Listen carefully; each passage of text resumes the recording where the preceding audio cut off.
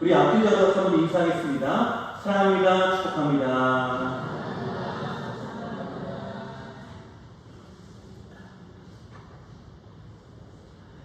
정신분석학자이신 스톨소키가 그가 쓴 글들 가운데 이런 제목의 글이 있습니다.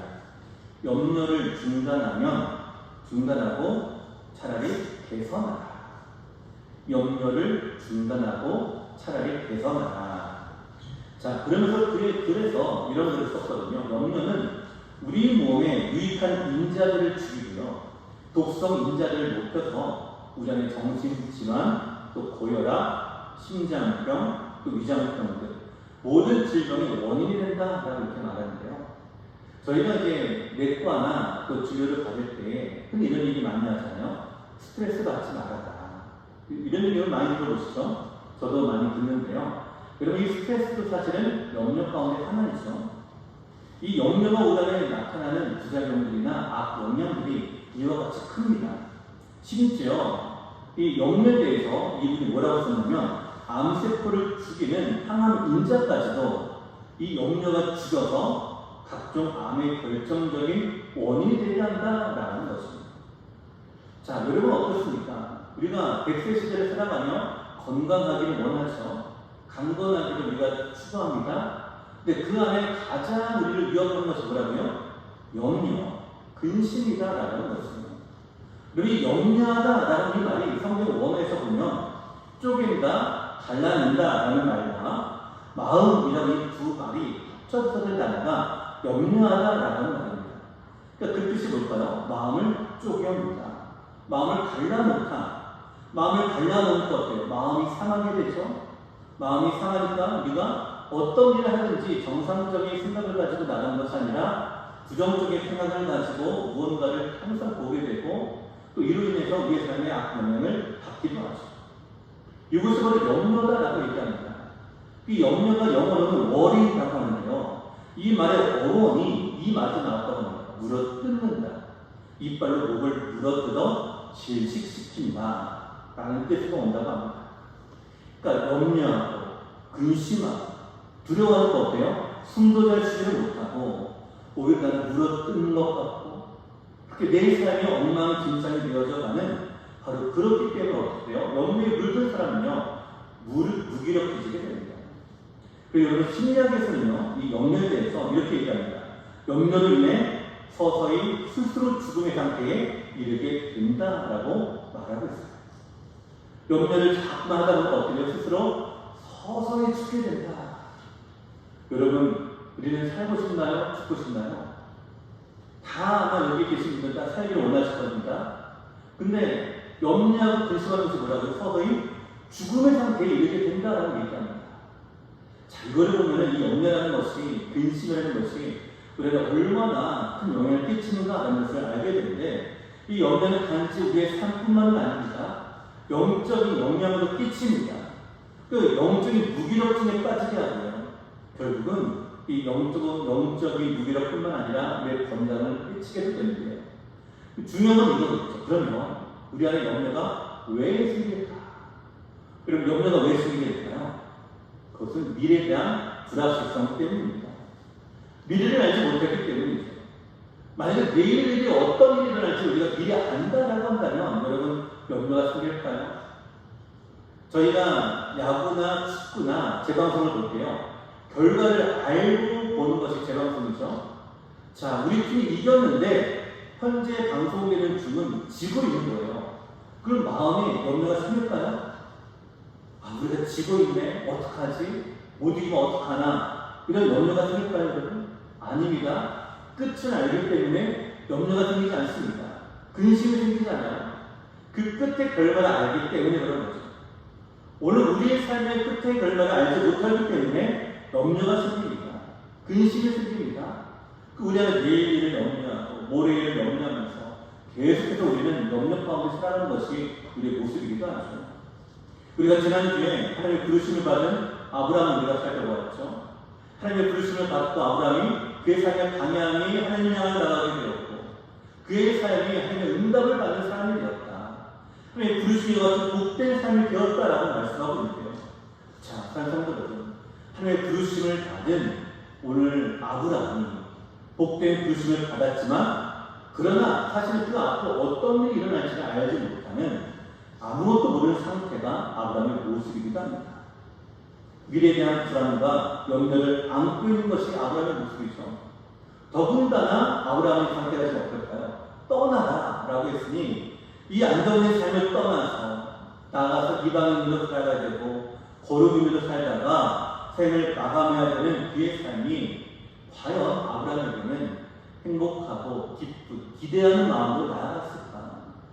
안정된 삶을 포기하는 그 현실 앞에 여러분 우리는 과연 아브라함과 같이 믿음으로 나갈 수 있는 믿음이 우리 안에 있을까? 오늘 우리가 아브라함의 모습을 보는 우리 큰 도전이 되기도 합니다. 그럼에도 불구하고 아브라함은 말씀을 따라 나가는 모습을 보게 되는데요. 그 모습을 우리가 살펴보면서 과연 나는 미래를 알지 못하는 우리들이 이 모든 것들을 다 내려놓고 나아갈 수 있을까? 우리 모두 근심과 걱정으로 가득한 그 앞의 걸음을 한 발 우리가 내디울 수 있을까? 오늘 우리가 믿음으로 우리의 모든 상황들을 바라보며 한 걸음 한 걸음 주 앞에 나아가는 참된 믿음을 가진 우리가 되기를 간절히 소원을 드립니다. 자, 사랑하는 성도 여러분, 하나님의 말씀에 따라서 아브라함이 믿음을 가지고 이제 따라가는데요. 오늘 우리가 이 참된 믿음의 백성들이 원하는데 오늘 두 번째로 믿음에 대해 함께 살펴보고자 합니다. 참된 믿음은 무엇인가? 첫 번째로 우리가 생각할 것은 믿음은 말씀에서 시작된다라는 것입니다. 자, 믿음은 어디서 시작된다고요? 말씀에서 시작된다. 자, 하나님이 아브라함을 부르셨죠. 부르신 그 말씀이 1절입니다. 우리가 지난주에 보았던 말씀이죠. 성경책을 보고 1절 말씀을 함께 읽겠습니다. 1절입니다. 시작. 여호와께서 아브라함에게 이르시되 너는 너의 고향과 친척과 아버지의 집을 떠나 내가 내게 보여줄 땅으로 가라. 아멘. 자, 사랑하는 성도 여러분, 믿음은 나로부터 시작되는 것이 아니라 하나님으로부터 시작이 됩니다. 믿음은 내가 하나님을 찾아가는 것이 아니라 하나님이 나를 찾아오시는 것에서 시작됩니다. 이것이 바로 믿음입니다. 하나님에 대한 믿음이 무엇일까요? 그 말씀을 듣는 것입니다. 여러분, 말씀을 듣는 것이 곧 믿음입니다. 여러분, 땅에 씨를 뿌리지 않고 열매를 거두는 것은 어리석은 행동이 될 것입니다. 근데 땅에 씨를 뿌리지 않았어요. 근데 거기에 물을 줘요. 거름도 줍니다. 정성껏 가꿉니다. 울타리를 세우고 또 새를 쫓는 허석에까지 씁니다. 자, 여기 싹이 나지 않는다고 여러분 원망할 수 있을까요? 불평할 수 있을까요? 오늘 우리의 믿음이 이와 같습니다.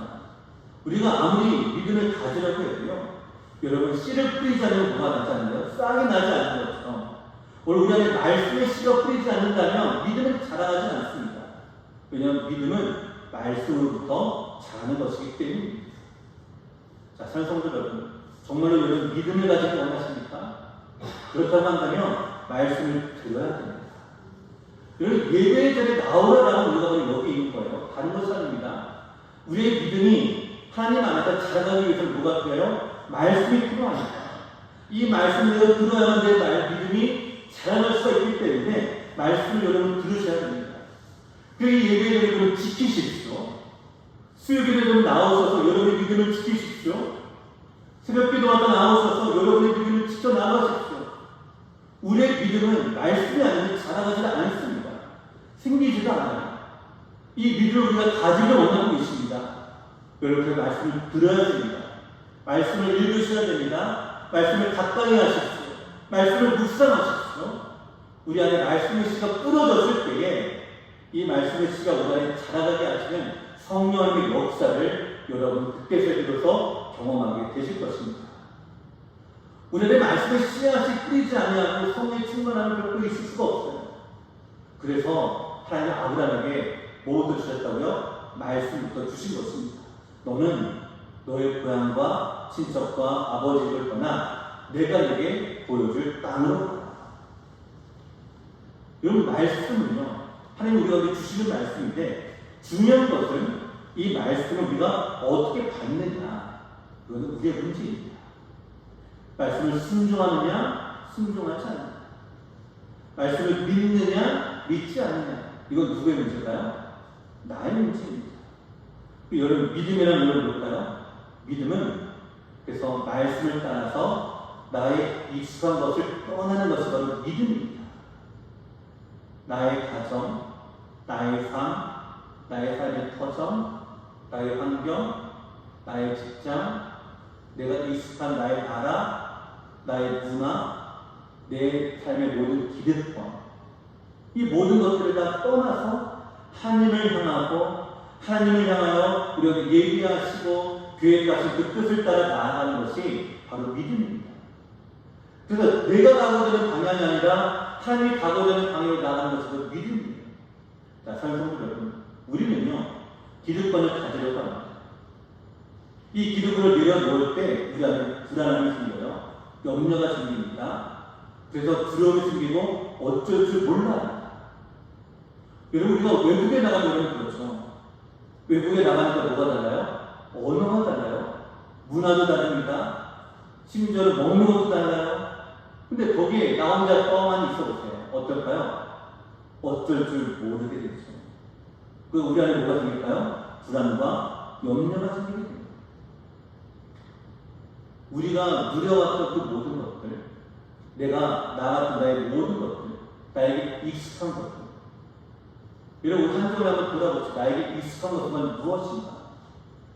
우리 자녀에게 익숙한 것은요, 핸드폰이고 또 인터넷입니다.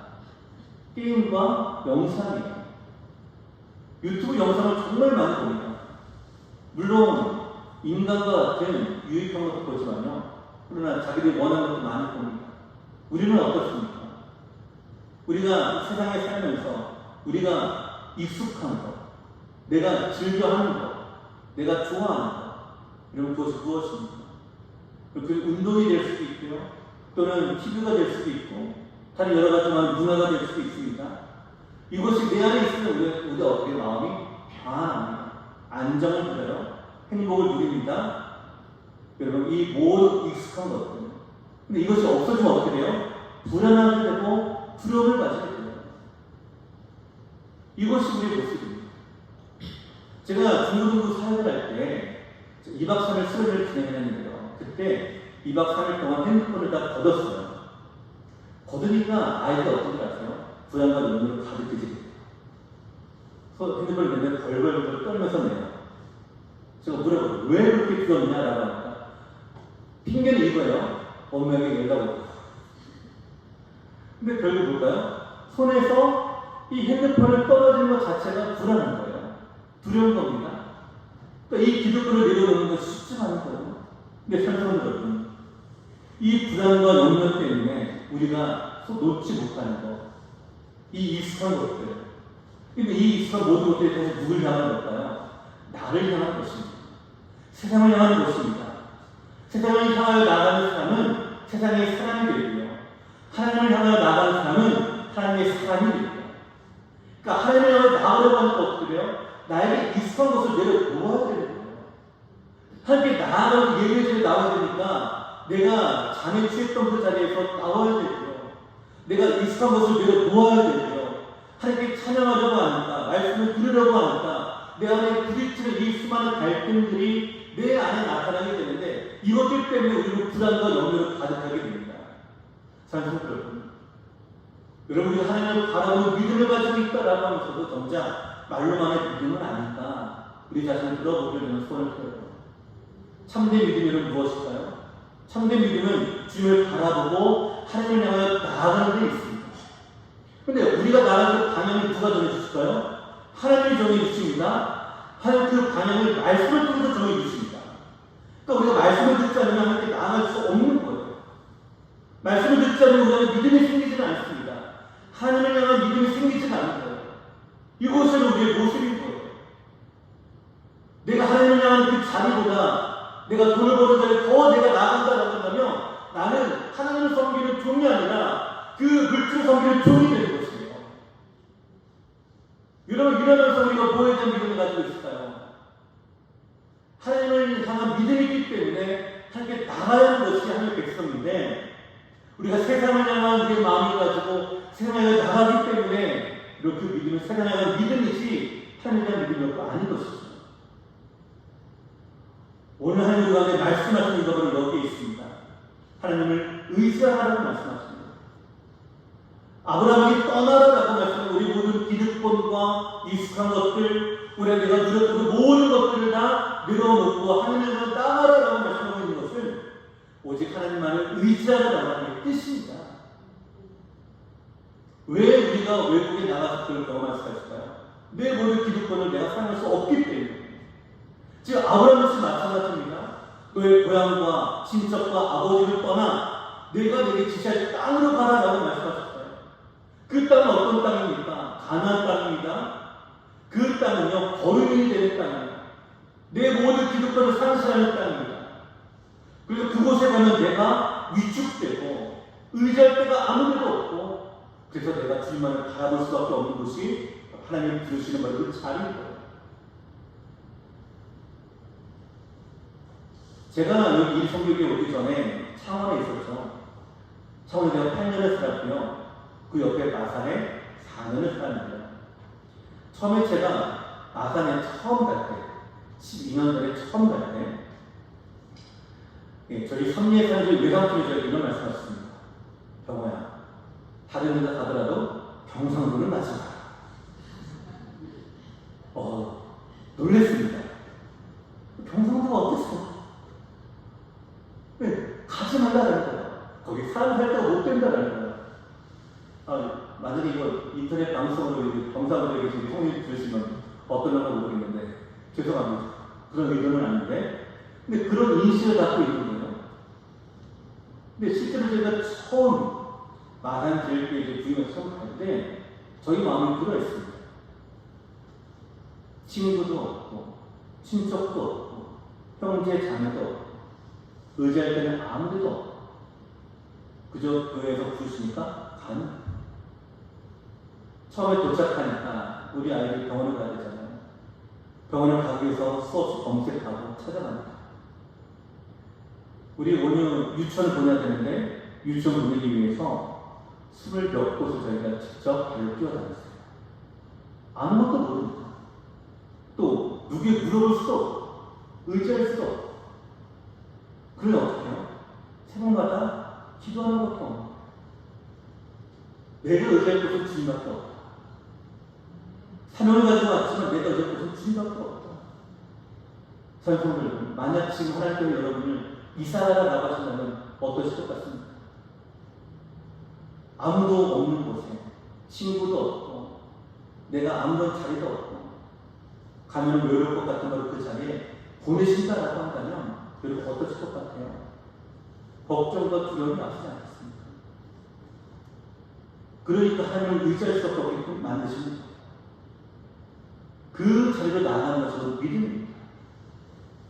저희 부부가 그때 믿음이 많이 성장했어요. 그때 하나님을 의지하고 하나님을 바라보고 애들 키우면서 그렇게 고생하며 그때 새벽에 그래도 기도했던 그때가 저희가 가장 많이 성장하고 가장 많이 하나님을 찾았고 하나님을 가장 많이 부르셨던 때이기도 합니다. 오늘 하나님 우리 가운데 믿음으로 나아가라는 것은요, 이와 같은 것입니다. 내가 익숙한 모든 것들을 내려놓아야 돼. 말씀을 읽으려고 하니까 내가 익숙한 것들을 내려놓아야 되겠죠. 말씀을 들으려고 하니까 익숙한 것들을 내려놓아야 되겠죠. 예배자리에 나오려고 하니까 피어나만 이끌고 가야 되겠죠. 이 자체로 볼까요? 하나의 방향과 같습니다. 신앙생활은 방향과 같습니다. 그 방향 가운데 하나님을 향하여 한 걸음 한 걸음 나아가는 것이 그것이 믿음입니다. 그리고 그 믿음은 말씀에서 시작됩니다. 하나님 그저 우리 가운데 말씀하십니다. 말씀이 아닌 우리의 믿음은 존재하지도 않습니다. 사랑하는 여러분, 오늘 여러분의 하나님의 말씀은 무엇입니까? 그 말씀을 통해 하나님을 경험하지 않으십시오. 말씀을 통해 내가 지금 가는 길이 정확한 길이고 옳은 방향임을 확신하는 우리가 되기를 저는 소원을 드립니다. 그래서 하나님의 말씀 우리 안에 충만히 있는 것 같습니다. 어떤 분이 그러더라도 말씀에 홍수시대에 살고 있지만 여러분 결코 홍수가 아닙니다.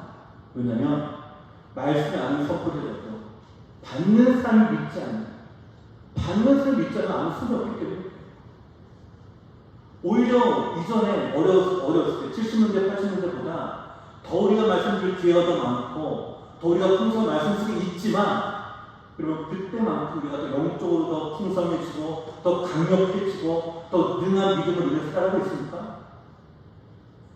말씀을 받는 우리 자체가 문제인 거라고 말씀드렸죠.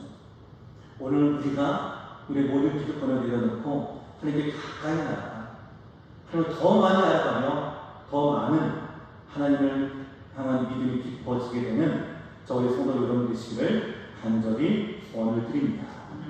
두 번째 우리가 생각할 수 있는 것입니다. 믿음의 삶은 순종으로 시작된다는 것입니다. 자, 하나님 아버지에게 말씀하셨죠. 너의 고향과 친척과 아버지를 떠나 내가 내게 지시할 땅으로 가라. 그리고 복도 주셨습니다. 내가 너로 큰 민족을 이루고 내게 복을 주어 내 입을 창대할 때 너는 복이 될지라. 너를 축복하는 자에게 내가 복을 내리고 너를 저주하는 자에게 내가 저주할 것이다. 너는 복이 될 것이다 라고 말씀하셨어요. 자, 명령과 축복 함께 주셨는데요. 이제 누구 차례일까요? 말씀을 들은 아브라함의 차례이죠. 4절 말씀 다시 한번 읽어보실까요? 4절입니다. 시작. 이에 아브라함이 여호와의 말씀을 따라갔고 롯도 그와 함께 갔으며 아브라함이 하란을 떠날 때에 75세 되었더라. 아멘. 자, 믿음은요, 하나님의 말씀에 순종할 때 우리에게 그때서야비로도 나타나게 됩니다. 그럼 두 남녀가 결혼을 하게 되었는데요. 자, 결혼하고 나면 소망하는 것이 있죠. 바로 출산입니다. 아이가 생길 것입니다. 근데 임신한 그 순간, 여러분 우리가 알까요? 모를까요? 예, 남성분들은 당연히 모르시겠죠. 예, 남성분들 당연히 모르시겠고, 자, 우리 여성분들 예, 처음에 아기를 가졌을 때 그 사실 여러분 아셨어요? 모르셨어요? 처음에 몰라요. 모르다가 언제 알아요?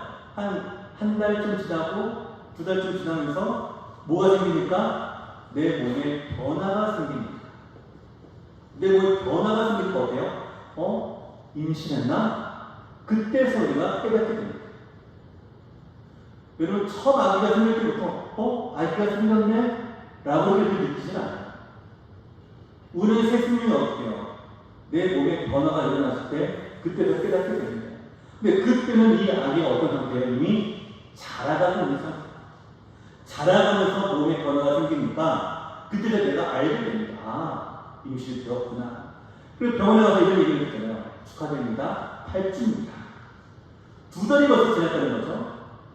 그와 같이 여러분 믿음이 오래는 그렇군요. 처음에 우리가 잘 몰라요. 이게 믿음인지 아닌지 우리가 잘 모릅니다. 근데 우리 하나님의 말씀을 듣고 내가 순종으로 반응하며 내 삶에 조금씩 변화가 일어날 때에 그때서부터 어떻게 된다고요? 아, 내 안에 믿음이 있구나라는 것을 깨닫게 됩니다. 이미 내 안에 믿음의 싹이 트기 시작합니다. 그리고 아이가 자라가듯이 마치 산모의 몸 안에서 새 생명이 자라가듯이 이런 말씀의 관을 끌어지게 되고 이 믿음의 시간을 끌어지게 되면요. 바로 이 믿음의 시작 때문에, 믿음 때문에 그 사람은 어떤 삶을 살아가게 되느냐. 땅의 세계를 바라보는 것이 아니라 하늘의 세계를 바라보는 것을 살아가게 됩니다. 땅의 가치관을 가지고 살아가는 것이 아니라 하나님의 가치관을 바라보고 살아가게 됩니다. 생각이 바뀌어지게 돼요. 언어가 변화가 됩니다. 그러니까 뭐가 나타났다고요? 믿음이 내 안에 있다는 증거가 되는 거예요. 이것이 바로 믿음의 삶이에요. 그래서 믿음은 말씀을 들으면서 시작이 되고 말씀을 순종함으로 안에 드러나고 나타나는 잉태되는 것이죠. 오늘 4절 말씀 이렇게 말씀합니다. 아브라함이 여호와의 말씀을 따라갔고 말씀을 듣는 그 순간 믿음의 씨앗이 아브라함에 뿌려졌을 때에 말씀대로 따라가기를 결정합니다. 그리고 나아갑니다. 이 나아가는 거예요. 말씀의 씨앗이 싹이 텄다라는 거예요. 자라가고 있다라는 것입니다. 이것이 살아있는 말씀이에요. 이것이 우리는 영적인 말씀이며 영적인 양식이다라고 표현하고 있는 이유가 바로 여기인 거죠. 사랑하는 여러분, 말씀대로 따라가기에 순종한 이 아브라함. 근데 사실 따라가기에는 여러 장면이 너무나 많아요. 왜냐하면 아브라함은요, 그 이전까지 하나님을 한 번도 만난 적이 없었어요. 지난주에 저희가 함께 나눴죠. 그 아버지 데라가 우상을 만드는 사람이었고 그의 환경은 메소포타미아 지역 자체가 우상을 섬기는 지역이었기 때문에 여러 많은 어떤 우상들에게 절하고 빌고 부르짖는 모습들을 이 아브라함이 어려서부터 보았다라고 제가 말씀드렸죠. 근데 지금 이 75세가 되기 전에 그 인생이 그와 같은 인생으로 익숙하고 그와 같은 인생을 살았던 이 아브라함이었어요. 근데 하나님이 갑자기 임재하셔서 말씀하십니다. 근데 다른 말씀이 아니에요. 너로 흠유를 얘기하듯이 떠나가라라는 말씀이에요. 고향과 친척과 아버지를 떠나라. 갑자기 나타나셔서 떠나라라는 말씀이었어요. 아니 그 전에 먼저 좀 오셔가지고 자 나는 너를 사랑하는 너희 하나님이야. 이제부터 내가 너와 함께 할 거야. 그리고 조금 있다가 또 살아계신 하나님께서 또 믿음을 주시고 확신을 주시고 말씀을 주시고 이렇게 양육해가지고 자 이제 때가 되지 떠나라. 이렇게 우리는 생각할 수가 있는데요. 여러분 아브라함은 그런 거 하지 않아요. 그 과정이 없어요. 그냥 떠나라라는 거예요. 여러분 그러면 어때요? 아브라함이 이걸 받아들일 수 있는 상황이 결코 쉽지 않지 않겠습니까? 어려서부터 교회에 나오고 예수 믿었던 사람은요 예배 드리는 것이 쉽습니다. 하나님이 익숙해지기 때문에 그렇죠. 근데 다른 면에 사시던 분들이 교회에 나오는 거, 함께 예배 드리는 거 사실 쉽지가 않아요.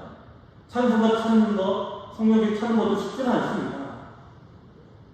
아브라함 역시 마찬가지였어요. 그게 하나님에 대한 배움도 없었어요. 믿음도 없었어요. 하나님 만나지도 않았습니다. 그러니까 이 명령을 갑자기 주신 게 여러분 어떨까요? 당황하겠죠. 근데 그뿐만 아니라 이 명령 자체, 말씀 자체가요. 아브라함이 어려운 명령이기 때문에 떠나는 것 자체가 여러분 쉬운 게 아닙니다.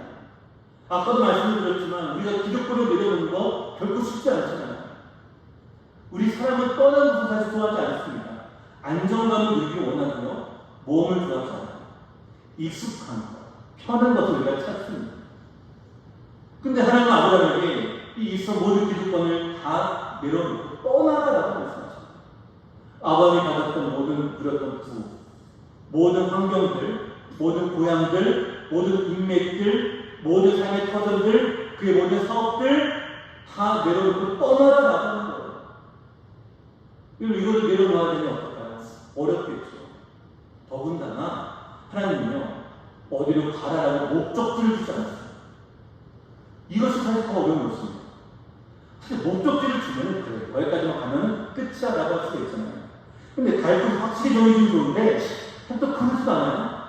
네가 떠나면 그때 내가 알려주겠다라는 거예요. 일단 떠나라라는 거예요. 일단 떠나라. 마치 일단 기차표를 끊고 일단 타봐. 어디서 내릴지 내가 그때 알려줄게 라고 하는 거예요. 여러분 이것만큼 불확실하고 이것만큼 불안정하고 이것만큼 불안하고 이것만큼 여러분 두려움인 것은 어떨까요? 이 말씀을 들으며 여러분 우리가 어떻게 받아들여질까요? 이성적으로 받아들여지게 되면요 성도들 이건 하나님의 말씀이 아니야라고 합니다.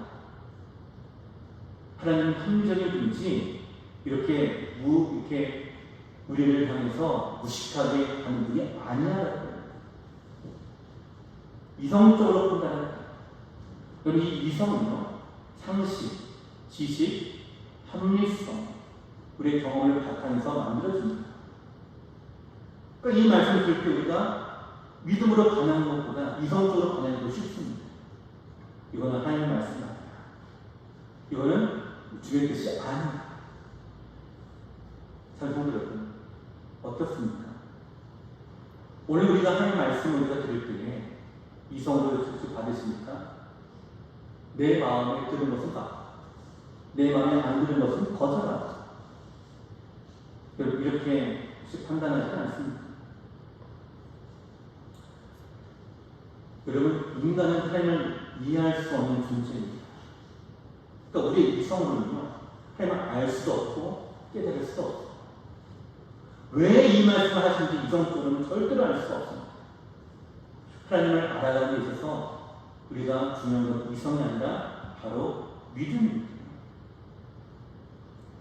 지금 돌아가신 오늘의 교회 한윤주 목사님은요 설교에 이런 내용을 남기셨거든요. 한번 들어보시기 바랍니다. 순종함으로 그의 말씀을 믿을 때 이성은 그것을 확인시켜주는 것일 뿐입니다. 이성이 불필요한 것은 아닙니다. 믿음은 하나님을 만나지 않는다. 그리고 이성은 하나님을 확인하지 않는다. 자, 하나님 만나려면 뭐라고요? 믿음입니다. 이성은 하나님을 확인하다. 그때 이성은 언제 그렇게 됐을까요? 뒤를 돌아봤을 때. 그래서 이렇게 되었구나. 그때서 우리가 알게 되죠. 그때 우리가 깨닫게 됩니다. 바로 아브라함의 선택하고 이런 선택이었습니다. 갈 바를 알지 못하고 나왔던 이 아브라함. 일단 가라. 그러니까 가겠습니다. 꼭 가는 거예요. 여러분 이렇게 하나님을 신뢰하지 않으면 갈 수 없는 것이 믿음의 삶입니다. 하나님을 의지하지 않으면 갈 수 없는 것이 믿음의 삶입니다. 이 믿음의 삶은요, 하나님이 다 가르쳐주는 삶이 아닙니다. 목적지도 알려주고, 과정도 알려주고, 자, 너에게 이렇게 될 거야, 이렇게 될 거야, 하고 알려주는 삶이 아닙니다. 믿음의 삶은요, 안개 속을 걸어가는 삶입니다. 안개 속에서 내 앞에 한 걸음만 내릴 수 있는 그것만 보이게끔 하십니다. 그리고 누구만 의지하게 내 앞에 하나님만을 붙잡고 나아가요. 내가 가는 것이 아니라 하나님 나를 붙잡고 내가 나아갈 수 있도록 그것이 바로 믿음의 삶입니다. 그러니까 한순간 한순간 하나님을 신뢰하고 선택하게 하는 것입니다. 오늘 본문의 내용을 한번 보실까요? 아브라함이 말씀을 따라 나아갔습니다. 가나안 땅에 들어갔습니다. 이 이름 구석이에요. 세겜 땅이에요. 자, 6절 말씀 같이 한번 읽어보실까요? 6절입니다. 시작. 아브라함이 그 땅을 지나 세겜 땅 모래 상수리 나무에 이르니 그때 가나안 사람이 그 땅에 거주하였더라. 아멘. 자, 세겜 땅 모래 상수리 나무에 이르렀는데 이곳은요, 적과 뿌리는 에덴 동산이 아닙니다. 하나님이 준비했던 우리가 생각하는 형통, 성공이 있는 땅도 아닙니다. 우리가 생각할 때 하나님의 말씀을 믿음으로 나가게 되면 우리가 복 받는다라고 생각합니다. 근데 그 복이 어떤 복이라고 우리가 생각해요? 만사가 형통하고 자동차 한 대가 있던 상황이 2대가 되버리고 우리가 30평에 사는 아파트가 60평이 되고 과장이 부장으로 승진하게 되고 이것이 우리가 형통하게 되는 것, 성공하는 것, 복을 받는다라고 생각합니다. 근데 믿음의 현실에 부딪혀보니까 예수 믿고 살아가다 보니까 어때요? 그리고 이 형통한 은혜가 이런 형통함이 아닌 거예요. 오히려 관여입니다. 내가 부닥친 곳은 이 모래, 상수리 나무에 있는 것처럼 그냥 아무것도 없는 황량한 광야 같은 곳이에요. 허무한 뿐입니다. 공허한 뿐이에요. 내가 이렇게 해서 예수 믿어야 되는가? 내가 예수 믿으니까 더 어려워지는 것 같은데? 더 관계가 힘들어지는 것 같은데? 우리 아이가 더 어긋나 가는 것 같은데? 이런 그렇게 만든 이유가 뭐라고요? 그 속에서 하나님을 의지하지 않아요. 그를 훈련시키기 위해서 우리를 인도하신다는 거예요. 한 번은 내비었으니까 어때요? 그곳에 뭐가 있습니까? 이 아브라함의 눈에는요, 아무것도 보이지는 광야입니다. 뿐만 아니라 가나안 사람이 그 땅에 거주하고 있었습니다. 그 안에 토착면에 있었던 거예요. 자기는 이방인인 것 뿐이에요. 그 이방인을 그들 안에 들어갔을 때 사람들이 그들을 거절하고 아브라함을 밀어내고 그런 상황 속에 지금 세겜 땅에 도착한 것입니다.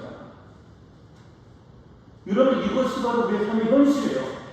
근데 그 광야와 그 삶의 현실에 오늘 하나님 우리가 뭐라고 말씀하시죠? 7절 말씀 같이 한번 읽겠습니다. 7절입니다. 시작. 여호와께서 아브라함에게 나타내 이르시되 내가 이 땅을 내 자손에게 주리라 하신지라. 자기에게 나타나신 여호와께 그가 그곳에서 제단을 쌓고 아멘. 그곳에 누구를 만났다고요? 다른 것이 다 변화된 것은 없어요. 내 기득권을 내려놓고 용기에서 한발 뒤에 비었는데 다른 것은 어려운 뿐입니다. 환난 뿐입니다. 광야 뿐입니다. 근데 그곳에 누가 계시다고요? 하나님이 계십니다. 여러분 이것이 복된 줄 믿으시기 바랍니다. 왜 하나님 계신 것이 복될까요? 하나님 이렇게 말씀하십니다. 이 땅을 내 자손에게 주리라. 자손만 주는 것이 아니라 이 모두 주겠다고요? 땅도 주겠다라고 약속하십니다. 세겜 땅에 와서 그 받는 땅들을 내가 너희 손에 다 주겠다라고 말씀하십니다. 그러니까 아브라함이 제단을 쌓아요. 제단을 쌓고 하나님을 또 만납니다. 영광 올려드립니다. 자, 이렇게 만나면 아브라함이 어떻게 하죠? 자, 8절 같이 읽어보겠습니다. 시작. 자, 거기서 베델 동쪽 산으로 옮겨 장막을 치니 서쪽은 베델이요 동쪽은 아이라. 그가 그곳에서 여호와께 제단을 쌓고 여호와 이름을 부르더니 아멘. 자, 아브라함이 제단을 쌓고 나아가니까 아브라함의 믿음대로 인도하시는데 어디를 인도하실까? 나가는 곳마다 여호와를 부르짖습니다. 나가는 곳마다 제단을 쌓습니다. 하나님을 예배하며 찬양합니다. 하나님의 말씀대로 나아갑니다. 그 뜻을 믿으며 그 섭리를 바라보는 것이 바로 아브라함의 믿음의 삶이었어요. 자, 지금 여기 아브라함의 삶 가운데 여러분 그의 마음에 두려움과 근심이 생길까요? 하나님께 예배를 나가며 예배 가운데 하나님 함께 하신 걸 느끼는데 하나님 임재를 우리가 느끼는데 그 두려움이 생길까요? 내일의 염려가 생길까요? 아브라함은 그 속에서 하나님이 나를 지켜주심을 믿었을 것입니다. 그곳에서 이 길이 다른 길임을 깨달았을 것입니다. 비록 환경은 광야와 같을지라도 하나님이 계신 것 이곳이 내가 가야 될 길이 맞구나라는 것을 알게 되었을 것입니다. 그렇게 한 걸음 한 걸음 오히려 구절에 보니까 점점 난방으로 옮겨 갔더라. 이게 믿음의 삶이에요. 이게 한 걸음 앞으로 갑니다. 안개 때문에 아무것도 모르잖아요. 근데 그 자리에 하나님께 예배하고 찬양하고 말씀으로 줄 붙잡고 또 한 걸음 또 내려가요. 안개 속에 한 걸음밖에 내릴 수가 없는 우리의 비전이죠. 하지만 한 걸음 또 내리면서 또 하나님 나와 함께 하심을 예배하고 찬양하고 영광 올려드리고 그렇게 한 걸음 또 한 걸음 그 어디까지요? 남방으로 옮겨갔더라. 예비하신 땅까지 나아가는 아브라함의 모습을 우리가 보게 되죠. 그럼 이것이 믿음의 삶입니다. 이 믿음의 삶의 끝은 어디 있을까요? 가나안이죠. 우리의 가나안은 어디 있을까요? 저 하늘나라입니다. 우리의 끝은 저 뭐냐? 저 하늘나라입니다. 이 땅이 아닙니다. 그래서 이 땅을 바라보지 말고 저 본향인 하늘나라를 바라보며 한 걸음 한 걸음 믿음의 방향을 그곳을 향해 나아가라고 말씀하십니다. 이것이 하나님을 믿는 백성의 참된 믿음입니다. 사랑하는 여러분, 우리 믿음은요 다른 곳에 있지 않습니다. 말씀이 있습니다. 말씀을 선포되어지고 그 말씀을 믿음을 반응해서 그 믿음의 반응대로 한 걸음 한 걸음 이것이 믿음의 삶입니다. 다른 것이 믿음의 삶이 아닙니다. 오늘 하루도 하나님의 영광을 누리고 있습니다. 오늘 하루도 나에게 저희 삶에 기쁨으로 감당하고 우리 학생들이 이제 방학을 하죠. 방학이 학생들에게 소중한 이 귀한 방학 학기를 시작하면서요 이 방학만 손꼽아 기다리는 학생들이 있습니다. 그 때를 위해서 어떻게 해요? 허송세월하는 것이 아니라 하루하루 최선을 다해야 하는 거죠. 오늘 우리의 인생의 끝은 하나님께 있습니다. 우리의 삶의 비전도 하나님께 있습니다. 우리의 삶의 나중에 어떤 모습으로 완성되어질지는요 아무도 알지 못합니다. 그리고 아직 우리 앞에 길은 남아 있습니다. 그리고 그 믿음의 길을 끝에 영광스럽고 열매가 나타나고 아름다운 열매로 풍성해지게 되는 에덴 동산과 같은 우리의 삶이 되기를 간절히 소원을 드립니다. 씨가 없는데도 여러분 물을 뿌리고 거름을 주는 거요? 그거는 아무 의미 없는 거죠. 먼저 씨를 뿌려야 됩니다. 말씀으로 씨를 뿌리십시오. 여러분의 삶에 말씀으로 씨를 뿌리시고 그 씨가 자라나서 열매가 생길 때 그때가 비로소 영광을 돌려드리라 그때이겠죠. 그때를 위해서 한 걸음 한 걸음 주와 함께 걸어가는 그 귀한 믿음의 성도 여러분 되시기를 간절히 축원을 드립니다. 우리 찬송가 340장 함께 우리 찬송드리겠습니다.